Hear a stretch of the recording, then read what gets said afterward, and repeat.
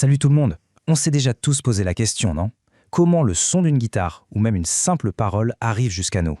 Ça a l'air magique, mais en fait c'est une petite enquête fascinante. Et aujourd'hui, on va la résoudre ensemble. Alors, voilà la question centrale, le cœur de notre mystère. Comment un son fait-il pour se déplacer d'un endroit à un autre?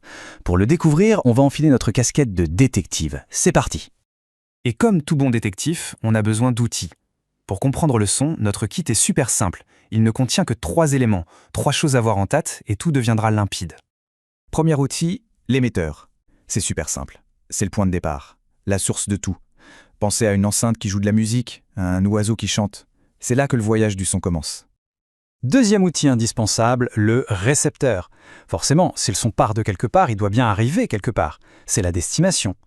Le plus souvent, ce sont nos oreilles, bien sûr, mais ça pourrait aussi être le micro d'un téléphone. C'est lui qui attrape le son à la fin du voyage. Et enfin, le troisième et peut-être le plus important, le milieu. C'est la matière que le son va utiliser pour se déplacer. Imaginez une sorte d'autoroute invisible entre l'émetteur et le récepteur.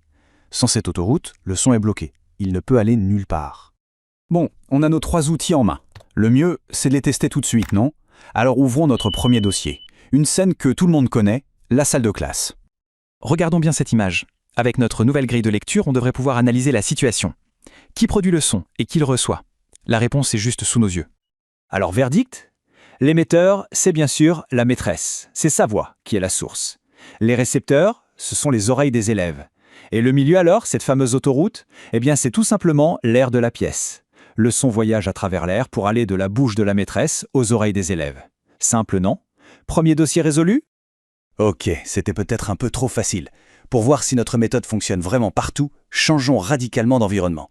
On quitte la classe et on plonge dans le monde sous-marin. Sous l'eau, les dauphins communiquent entre eux, on le sait bien. Mais est-ce que ça fonctionne de la même façon? Est-ce que nos 3 outils de détective sont toujours valables dans un monde liquide? Voyons ça.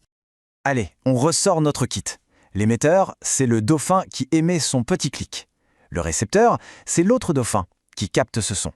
Et l'autoroute entre les deux, eh bien cette fois, ce n'est plus l'air, c'est l'eau.